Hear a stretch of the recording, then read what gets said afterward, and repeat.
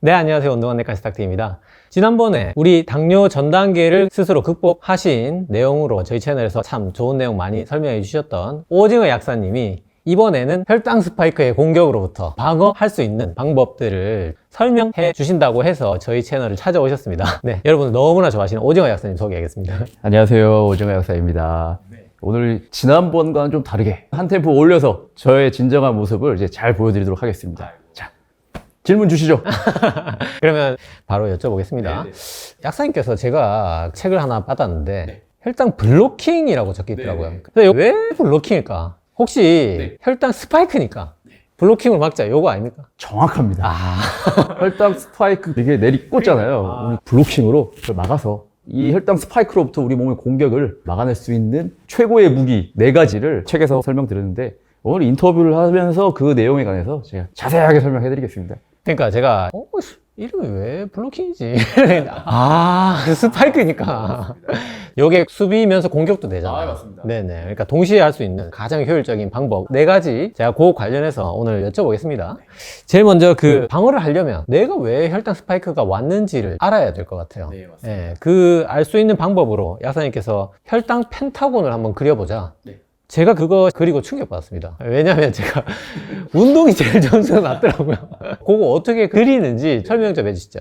일단 혈당 펜타곤이 뭔지 먼저 설명 좀 해드릴게요. 제가 직접 만든 거고요. 그냥 임의로 만든 게 아니라 세계보건기구, 미국 당뇨학회 같은 세계적인 기관들이 연구 자료를 통해 만들어낸 이론을 바탕으로 당뇨에 영향을 줄 수 있는 요소들 5가지 이 지표를 본인이 직접 작성하고 측정해서 자신의 약점을 한눈에 시각화해서 볼 수 있게 만든 도구인데요. 근데 이제 우리 건강 측면은 강점을 더 키우는 것보다는 약점을 보완해서 그 약점으로 하여금 다른 영역들의 도미노처럼 무너지는 걸 막는 게 더 중요하다고 생각하거든요. 그래서 혈당 펜타곤을 통해 내 약점 찾은 다음 제가 알려드리는 방법들을 통해 한 3달 정도 열심히 하다 보면 3달 후에 혈당 펜타곤 모양이 바뀌어 있습니다. 아니 근데 직접 만드신 거예요? 네. 기가 막히나. 조합을 해서 만들었습니다. 저는 어디 당연히 있는 건 줄 알았는데. 그러면 이거 책을 사야지 그릴 수 있는 거예요, 그러면? 영상에도 있습니까? 약사님 채널에? 제 채널에 연결된 링크가 있긴 한데 그걸 제가 이제 수기로 그린 거라 품질이 좀 떨어집니다. 그래서 가급적이면 사시는 게 진짜 이거 무슨 그런 목적으로 제가 말씀드린 게 아니고 저는 이제 당연히 책을 받았으니까 그려봤는데 요즘에 좀 시간이 없어가지고 운동을 내가 확실히 못했구나. 이걸 그리니까 좀 확 와닿더라고요. 그래서 바로 이제 내가 나가야 될 방향이 딱 서더라고요. 그래서 진짜 시청자 여러분도 꼭 그려보시면 좋겠고 이렇게 펜타곤으로 진단한 방법으로 블로킹을 이제 직접 할 수 있는 방법을 4가지 설명해 주신 것 같아요. 그게 식단, 운동, 수면 스트레스, 영양제. 네, 맞습니다. 3+1로 이제 영양제는 플러스 1 정도로 이렇게 해서 4개를 만들었습니다. 3+1이지만 4가지 다 저는 가치 있다고 봅니다. 저도 사실 그 부분을 너무 매달리는 거 더 좋지 않지만 그래도 좀 물어보고 싶은 면도 많더라고요. 하지만 4가지 방패 중에 제일 중요한 건 식단이라는 거는 누구도 부인할 수는 없을 겁니다. 그 중에서도 제일 중요한 건 또 밥인 것 같아요. 네, 맞습니다. 그래서 밥을 얼마나 먹어야 되냐 이거 사실 정답이 없죠. 없는데 하지만 가장 많이 물어보시거든요. 그러면 또 칼로리 계산하고 이렇게 저는 좀 복잡하게 설명하는 걸로 유명한데 우리 약사님 좀 그런 게 아니라 딱 시원하게 답만 알 수 있게 좀 그런 간략한 방법으로 설명을 해 주실 수 있으실지 궁금합니다. 제가 시원하게 설명해 드리도록 하겠습니다. 누구나 알고 있죠. 이제 원장님이 먹는 거하고 저가 먹는 거하고 몸속에서 일어나는 혈당 반응은 다릅니다. 그러면 어떻게 먹어야 되는 거냐? 기준이 있습니다. 분당 서울대병원 내분비학과 교수님이 진행한 연구 중에 하나가 있는데요. 비당뇨인이 당뇨인으로 발전하는 데 있어 가장 크게 영향을 주는 요인이 뭐냐? 이것저것 다 조사를 했어요. 그래서 나온 첫 번째, 식후 1시간 혈당이었습니다. 식후 1시간 혈당이 145mg/dL. 이 정맥혈 기준이에요. 그러니까 여러분들이 측정하시는 얘는 이제 정맥혈에서 한 10% 정도 더해서 160. 이제 160 정도를 넘지 않도록 먹는 게 중요하고요. 그래서 이렇게 160에 맞춰서 드시는 거 제가 정말 적극 추천드립니다. 정리하면 식후 1시간에 간이혈당기 기준으로 160이 안 넘는 밥이 내 밥이다. 그렇죠. 사람마다 다 다릅니다, 이게. 찾으셔야 돼요, 직접. 그 간이혈당기 기준 1시간 160이 안 넘는 밥량이 내 밥량이다. 요 기준 하나만큼 오늘 알아가시면 좋을 것 같아요. 이 밥량을 설정했다면 그 다음 식단만으로 내 혈당 블로킹을 할 수 있는 강력한 무기는 역시 거꾸로 식사법이라고 또 할 수 있을 것 같아요. 네. 거기서 제가 제일 그 환자분들이 많이 물어보시는 거 3가지만 딱 뽑아가지고 물어볼게요.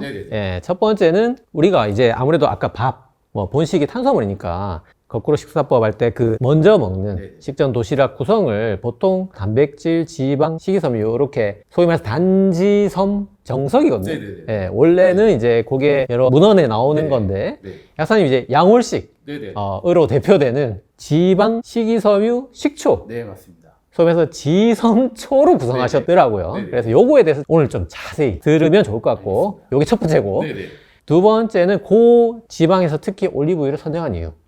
세 번째는 밥을 마지막에 맨밥만 먹어야 되냐. 이거 제일 많이 물어보시거든요.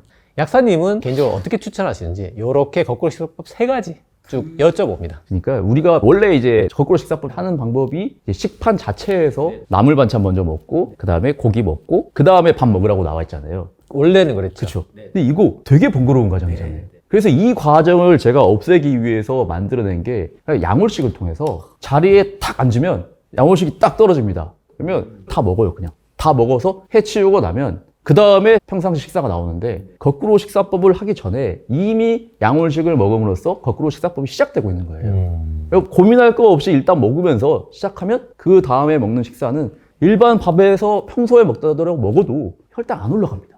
이건 정말 해보면 알아요. 단백질이 빠진 이유는 뭐냐? 단백질 넣어도 됩니다. 계란도 넣고요. 닭가슴살도 넣습니다. 근데 가장 필수적인 것은 저는 이제 식이섬유가 제일 필요하다 보고요. 지방도 근거가 있고. 그다음에 식초를 넣은 이유는 단백질 대신 식초가 들어간 거잖아요. 양홀식이. 식초에 아세트산이 소화 속도를 늦춰서 포도당이 천천히 올라가게 하고요. 그리고 또 이게 간으로 들어가서 AMPK라는 효소를 활성화시킵니다. 이거 당뇨약 메포민의 기전이잖아요. 이런 효과로 저는 이제 유기농 사과식초를 추천드렸고요. 그래서 저는 이제 단섬지로 먹는 것도 괜찮습니다. 하지만 지속 가능하다는 측면에서 이걸 좀 추천드리고 있고요. 제 생각에 싸기 쉬운 거 아닙니까? 제가 직접 싸는 게 아니기 때문에 이거는 조력자의 도움이 있어야 되고요. 그러면 조력자가 싸기 쉬운 거 아닙니까? 그렇습니다. 그래야 지속 가능합니다. 왜냐하면 저도 조력자 분께서 단지섬을 싸주셨거든요. 그 저는 이제 더 간단하게 삶은 계란, 파프리카 끝이었습니다. 삶은 계란에 단백질, 지방, 파프리카 식이섬유. 정말 간단하네요. 정말 간단하죠. 그랬는데 제 생각에 양홀식이 장점은 일단 맛이 좋고 안 질릴 것 같아요. 솔직히 이거 진짜 그 식초가 들어가서 딱 간이 돼 있으니까. 근데 이제 계란하고 파프리카는 질리긴 합니다.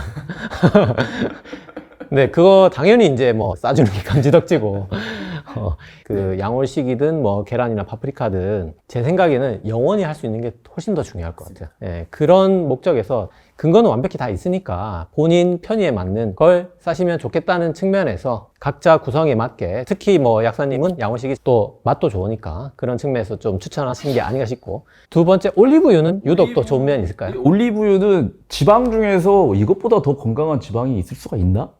없습니다. 이거는 뭐 선택의 여지가 없이 올리브유만큼 불포화지방산, 포화지방산 조성 훌륭하고 그 다음에 안에 들어있는 항산화 성분들 특히 올레유로펜이라는 성분이 있는데 얘가 췌장에서 베타세포가 반응한 포도당을 캐치하는 그 농도를 감지하는 능력을 좀 올려주는 기능도 있고요. 췌장 센서를 올려주는. 그리고 아밀린이라고 호르몬 찌꺼기가 있는데 이제 걔가 베타세포에 달라붙어서 베타세포 기능을 좀 떨어뜨리기도 하는데 걔도 제거해주는 역할이 있습니다. 뿐만 아니라 뭐 안에 들어있는 항산화 성분 장난 아니잖아요. 모든 이 건강한 식단에는 이 올리브유를 뺄 수가 없습니다. 그냥 다른 지방 쓰지 마시고 그냥 올리브유만 드셔도 된다. 저는 이렇게 말씀드리고 있습니다. 99.9% 동의하는데 들기름 어떻습니까? 들기름 좋습니다. 근데 산패가 너무 잘 돼서 어르신들이 주로 많이 드시잖아요. 오랫동안 놔두시고 드시다 보니까 산패 우려가 좀 있습니다. 물론 모든 기름이 마찬가지지만 좋습니다. 들기름도. 올리브유는 산패도 강하기 때문에 자체 또 항산물질도 좀 가지고 있고 들기름이 뭐 참기름 약간 섞어줘야 되고 좀 불편하긴 하죠. 또 오메가3 너무 많아서 가장 건강하지만 가장 산패도 잘 되는 예, 그런 면이 있어서 양홀식으로 하셔도 되지만 여기서 올리브유는 정말 100% 동의하는 예. 마지막으로 맨밥만 먹어야 되냐 이거 최다 질문입니다. 약사님 어떻게 하시겠습니까? 양호식을 하면 이런 걱정을 하실 필요가 없어요. 왜냐면 미리 양호식을 먹으면 거꾸로 식사법이 이미 시작되고 있고 일반 반찬 가족들과 함께 먹으면 됩니다. 저는 그렇게 먹어요. 직접 이렇게 드셔보시고 자신이 확신을 갖게 되면요. 외식을 나가서도 아, 내가 집에서 이 정도 먹었더니 이렇게 되더라 하면 백반집에 가서도 남을 먼저 다 먹습니다. 그리고 계란 나오는 거 먹고 그 다음에 이제 메인 반찬이 나오는데 메인 반찬 이제 제육볶음 같은 거 있으면 이제 적절히 이제 양념 덜어내고 고기 먹은 다음에 거기다가 같이 이제 밥량 덜어서 먹으면 이게 거꾸로 식사법이에요. 밖에 나가서도 가능합니다. 기가 막힙니다. 제 생각에 오늘 영상 보시는 분들이 간이 10단계 정도는 사셔서 식후 1시간에 거꾸로 식사법 빼고 그냥 일반식을 했을 때 식후 1시간에 아까 160 안 넘는 밥량 정도는 체크를 좀 해놓는 게 좋을 것 같아요. 맞습니다. 예. 그 기준만 있다면 나머지는 뭐 백반집에 가서 아까 제육볶음 다 먹고 그 밥량 내가 기억하고 있으니까 그거 마지막에 먹으면 되는 거니까. 네네. 아니면 뭐 집에서 양울식 좀 먼저 먹고 가도 되고.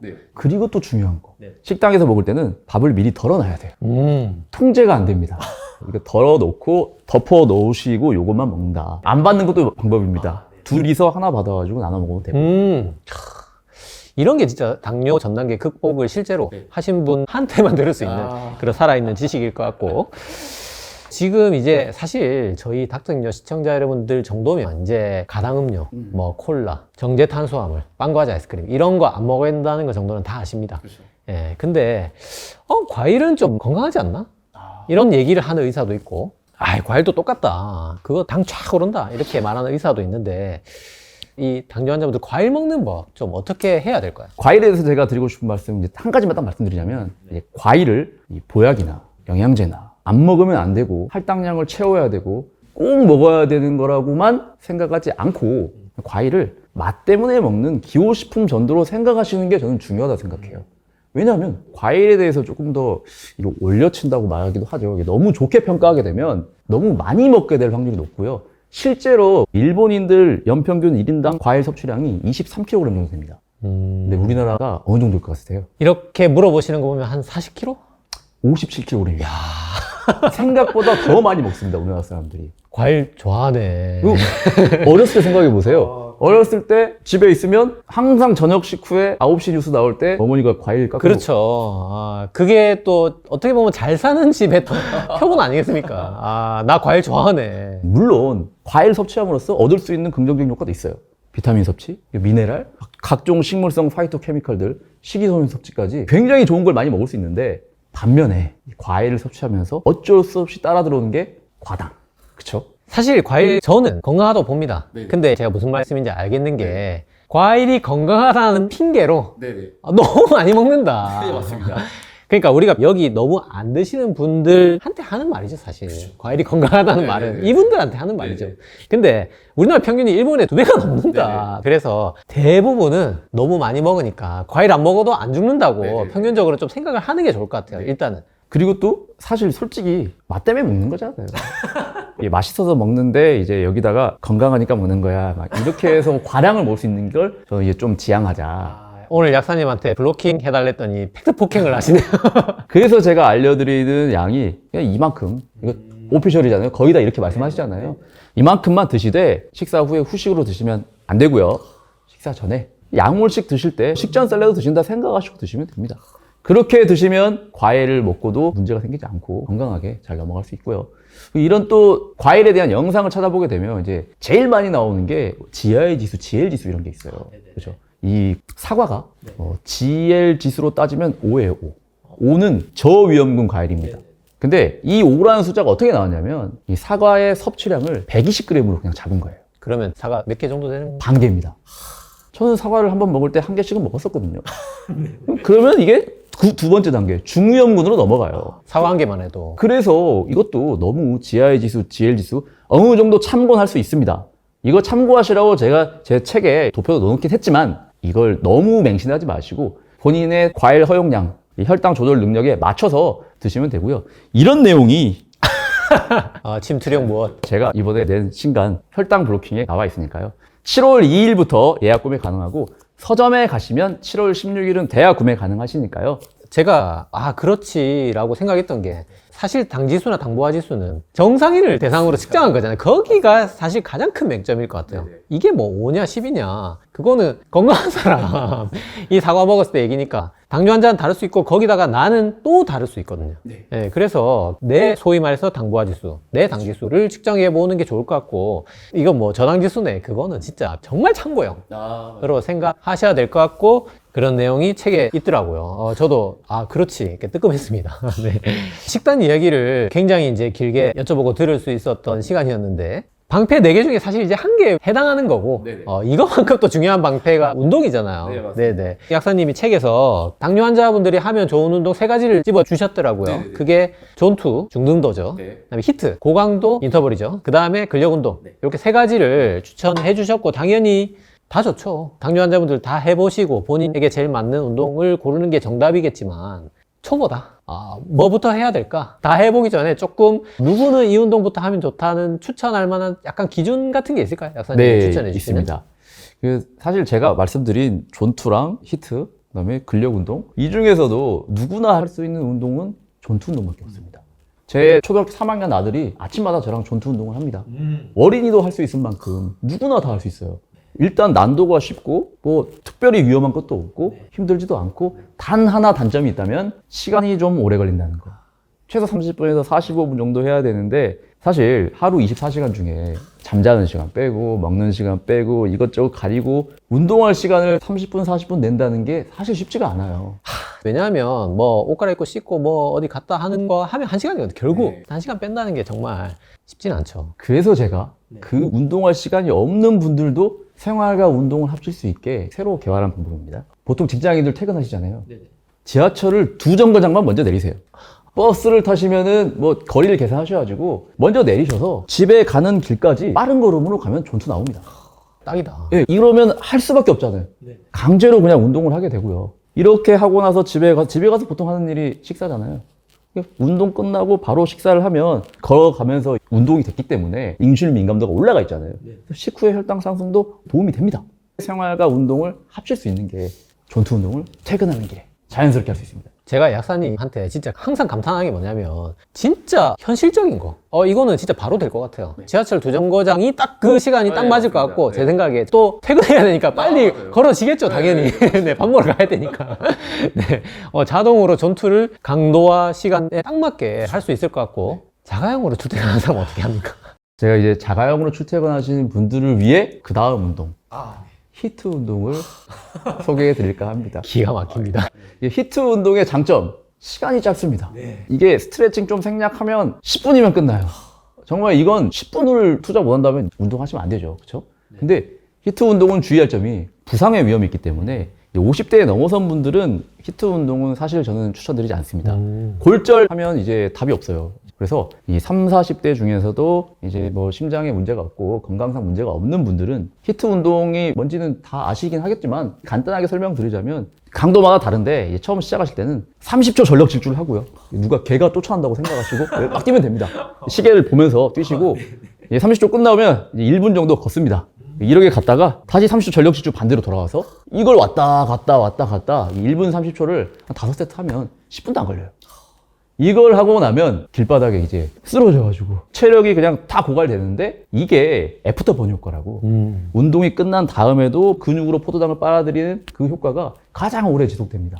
히트 운동도 역시 식후에 하시면 다 토합니다. 그렇죠. 존투 운동도 식후에 하시면 위가 막 쪼그러들잖아요. 막 아프잖아요. 그래서 다 식전에 하시면 식후혈당 상승 막는데 도움 되니까요. 각자 여러분들 생활 방식에 맞춰서 이 운동들을 집어넣는 것을 저는 추천드리고요. 마지막 근력 남았나요? 근력은 모두 필요하긴 하지만 가장 필요한 분들은 노년층. 노년층은 더 특히 근력 운동 열심히 하시는 게 좋고 이것도 시간 내서 하실 게 아니라 식사 끝나고 나서 30분 후에 이제 걷기 하실 때 근력 운동 하시되 추천드리는 게 근력 운동은 한 3달 정도는 배우시는 게 좋아요. 혼자 하는 게 아니라 정말 헬스장 가셔가지고 100% 동감합니다.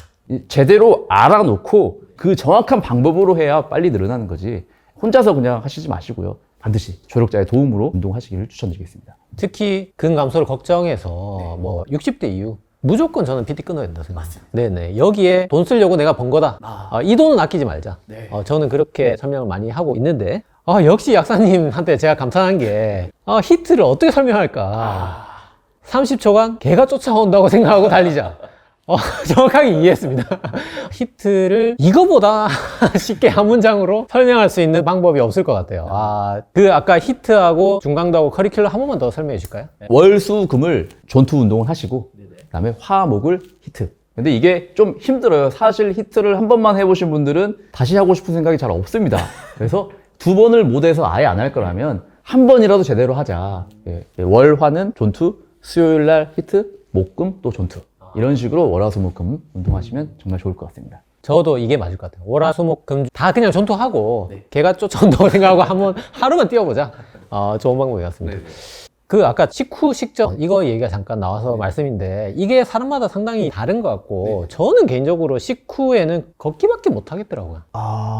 그게 너무 강도가 세면 소화도 멈춰버리고 코티솔 분비 때문에 이게 혈당이 올라가요. 네네. 저는 그러니까 식후 30분 지나도 그냥 중강도로 달려도 소화도 안 되고 혈당도 오르고 그래서 뭐 책에도 식후에 걸으라고 돼 있기 때문에 뭐 저강도도 충분히 좋으니까 오늘 영상 보시는 분들 뭐 다 떠나서 식후에 15분 정도 걷는 거는 모든 의사가 다 추천하니까 이거 깔고 이거 전제하에 나머지 식후에 또 운동이 잘 맞는 분들은 뭐 아까 말한 중강도를 쭉 깔고 고강도 인터벌을 일주일에 한 번 정도 섞어보면 좋을 것 같고 저나 역사님 같은 체질은 식전도 괜찮은 것 같아요. 네네. 그렇게 운동 배분을 각자 잘 해보시면 좋을 것 같습니다. 혈당 스파이크 막는 방패 4가지 중에 식단 운동 하고 3번째 수면 스트레스까지 들으면 좋겠지만 영상 시간에 또 분량이 정해져 있지 않습니까? 그래서 제가 책을 읽다 보니까 눈에 착 들어오는 문구가 딱 있더라고요. 당뇨 전 단계가 먹어야 될 영양제 쫙. 비만 당뇨 영양제 쫙. 마른 당뇨 영양제 쫙. 너무 나 요거 딱 쉽게 돼 있던데 요런 구별법 좀 설명해 주시면 좋을 것 같아요. 네. 당뇨 영양제를 보면 각자 다 근거가 있고 이거 보면 이거 먹고 싶고 이거 보면 이거 먹고 싶고 그러다 보면 당뇨 영양제 한 10가지씩 드시는 분들 있습니다. 최소한으로 줄여도 잘 됩니다. 제가 3+1이라고 했잖아요. 영양제는 플러스 1에 불과해요. 플러스 1을 아무리 키워봤자 이게 잘 안 되면 이게 안 되거든요. 오히려 안 좋을 수도 있어요. 너무 의존해버리니까요. 그래서 제가 기본 영양제는 모두 3가지로 통일했습니다. 엄선해서 고르고 골라서 3가지. 네, 궁금합니다. 일단 기본적으로 3가지 다 고른 것 중에 하나는 비마바. 제가 예전부터 말씀드리고 있는데 비타민 B군, 마그네슘, 바나바. 이제 각자 간단하게 설명드리자면 비타민 B군은 대사의 기본이잖아요.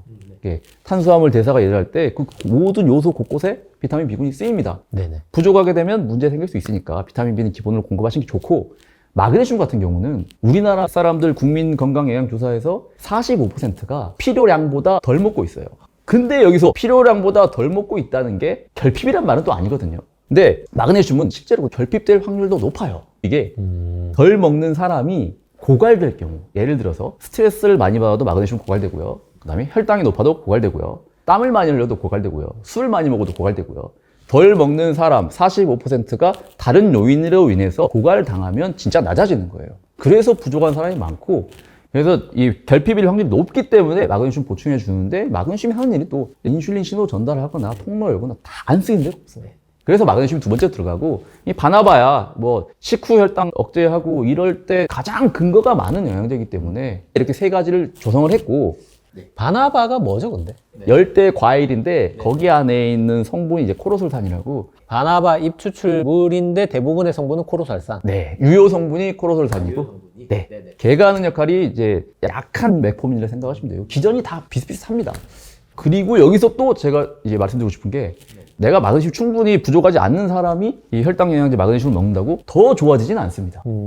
영양제는 뭔가를 더 막 잘하게 해주는 게 아니라 약점을 보완해준다고 생각하셔야 돼요. 근데 마그네슘을 식이로 충분히 섭취하고 있는 사람이 영양제 먹지 않을 것 같아요. 왜냐면 마그네슘이 견과류하고 뭐 바나나 이런 거잖아요. 그거 다 건강한 식생활 하고 있는 사람이 막 그 영양제 찾고 이러지 않을 것 같아요. 그 충분한 사람들은 이미 잘 하고 계실 것 같고 대부분 이제 잘 못 섭취하고 계시고 그런 분들이 또 건강이 안 좋은 분들이 많을 거고 오늘 영상 보시는 분들도 많이 계실 거니까 충분히 그거 섭취하는 건 또 의미가 있을 것 같습니다. 네.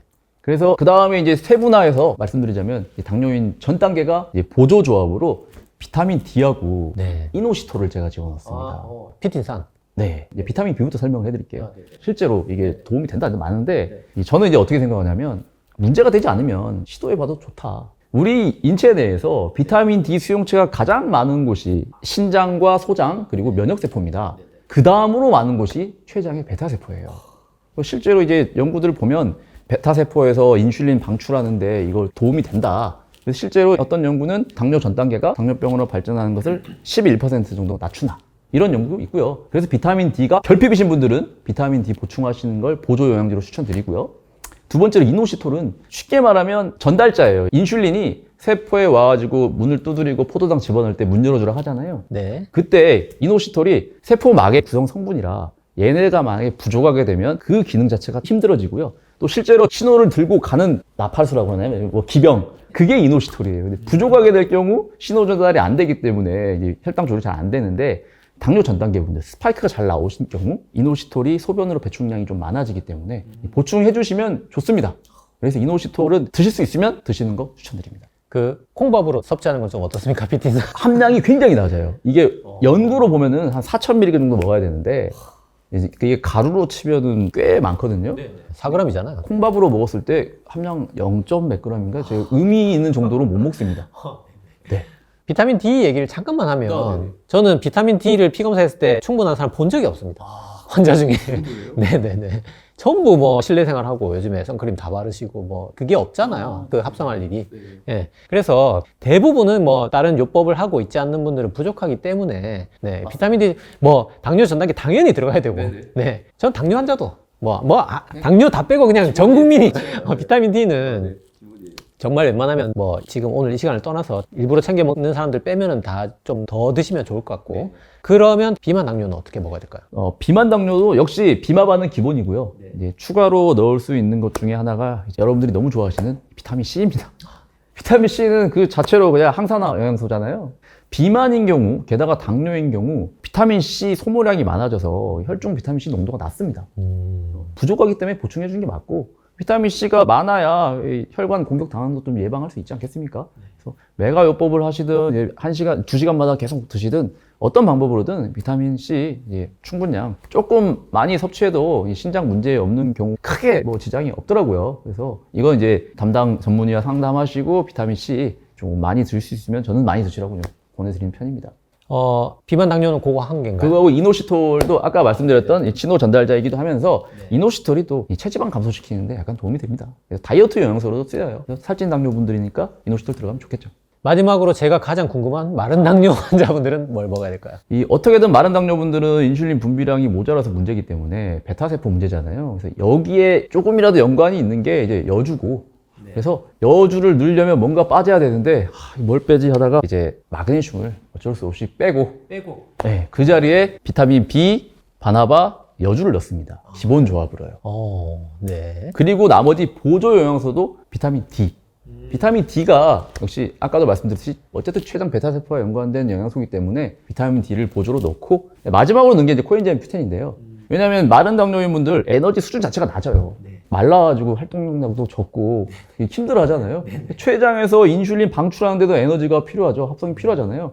이때도 코엔자임 Q10이 에너지 대사에도 밀접하게 연관을 주기 때문에 뿐만 아니라 혈관 항산화에도 도움되죠. 그래서 이제 코엔자임 Q10을 보조 영양소 둘 중에 하나로 넣습니다. 제가 당뇨는 아니지만 굉장히 말랐고 혈당 대사에 문제가 있기 때문에 굉장히 솔깃하게 들었고 저는 이제 가장 동의하는 거는 당뇨 전 단계에서 비타민 D는 물론 이제 그것도 명백하다고 뭐 지침에 올라갈 정도는 아닙니다. 뭐 의사가 뭐 당뇨 전 단계 오면은 비타민 D 처방하고 이럴 수준까지는 아니지만 상당한 근거가 저도 있다고 생각하고 그것만큼은 뭐가 됐든 영양제든 뭐 처방받든 꼭 챙겨 드시면 좋을 것 같고 본인의 상황에 맞는 여러 가지 영양제 조합 좀 참고하시면 좋을 것 같습니다. 네. 마지막으로 이 책을 읽는 분들에게 저자로서 좀 해주시고 싶은 말씀이 있으실 것 같아요. 보통 건강 서적이라는 게 읽기가 어려워요, 사실. 그리고 유튜브에 익숙하신 분들, 쇼츠에 익숙하신 분들이 이걸 글자를 읽는다는 자체가 굉장한 부담이 되거든요, 사실. 하지만 그럼에도 불구하고 우리가 유튜브 영상을 아무리 많이 봐도 잊어버리잖아요. 보고 나서 그때뿐이고 잊어버린 경우가 많습니다. 활자로 보게 될 경우 기억에 더 오래 남고 실천까지 이어질 확률이 더 높아지니까요. 이 좀 글자로 놓고 두고두고 읽어볼 수 있는 책이니까요. 또 굉장히 쉽게 썼습니다. 전문 용어 거의 없어요. 그래서 오늘 이 식습관과 운동과 영양제에서 이야기했는데 이 부족한 한 가지 방패는 오징어 약사의 혈당 블로킹에서 확인하시면 좋겠습니다. 아이고, 좋습니다. 네. 진짜 책을 읽으니까 쏙쏙 들어오더라고요. 네, 그리고, 내가 나에 대해서 좀 놓치고 있는 부분이 있었구나 하는 것도 좀 느낄 수 있었고, 오늘 영상 보시는 많은 분들이 좀 이 책을 읽고 자기 당뇨 생활 습관에 부족한 부분이 무엇인지 본인 스스로 체크해 보시면 좋을 것 같습니다.